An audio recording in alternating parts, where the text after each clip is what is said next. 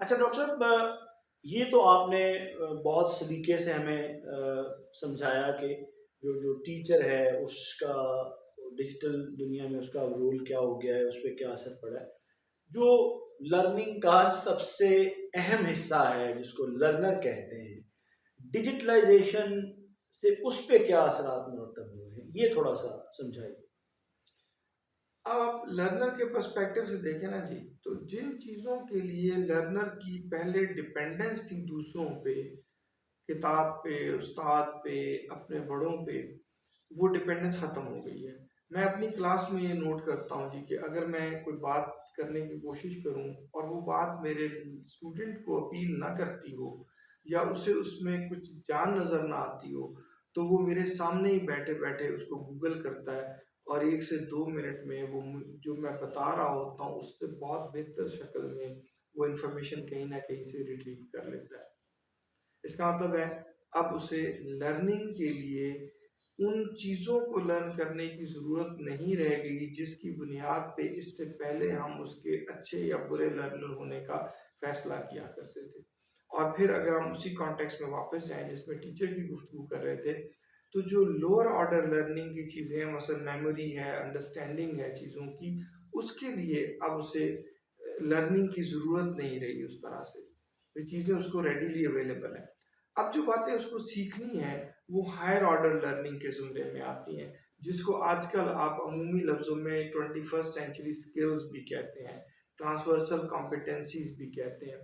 अब अहम चीज़ ये रह गई कि मुझ तक जो इन्फॉर्मेशन आ गई, इस इन्फॉर्मेशन को मुख्तलिफ सिचुएशंस में अपने फ़ायदे के लिए इस्तेमाल कैसे करना है। लर्नर का रोल अब चीज़ों के लर्न करने से ज़्यादा उन चीज़ों का इंटेलिजेंट यूज़ है, कॉन्टेक्सचुअल यूज़ है ज़िंदगी में, जो उसके मसाइल को हल कर सके या for the larger good of community वो अपने इन चीज़ों का इस्तेमाल कर सके। ये सिखाना जो है, ये अब मेरा ख्याल है टीचर का जॉब, और इन चीज़ों को सीखना ये अब लर्नर का रोल रह गया है।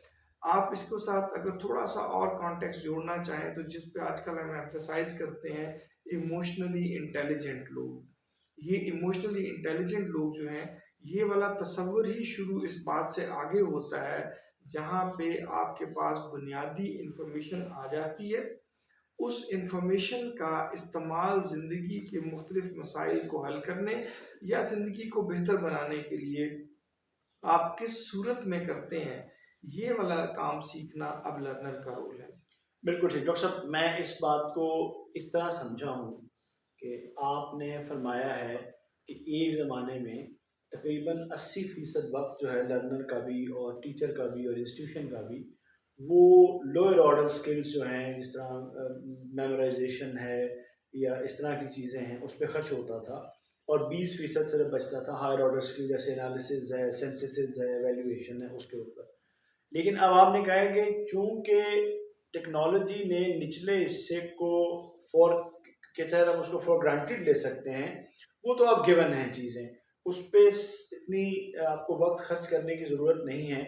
अब हमें इस फॉर्मूला को उल्टा करना है कि मेमोराइजेशन और बाकी चीज़ों के लिए सिर्फ 20% वक्त, जबकि 80% वक्त जो है वो क्रिएटिव थिंकिंग के लिए, एनालिसिस के लिए, सिंथेसिस के लिए लर्नर को भी और टीचर को भी और इंस्टीट्यूशन को भी खर्च करना चाहिए। तो एक टोटल रीडिज़ाइन इसके अंदर होगा एजुकेशन का। यही आपने डॉक्टर साहब फरमाया है, आपके कहने का जी, यही बिल्कुल, मतलब है? बिल्कुल, बिल्कुल ठीक कहा आपने, बिल्कुल यही उसका उसका समरी यही है, जज़्बा। बिल्कुल ठीक है। बहुत शुक्रिया डॉक्टर साहब।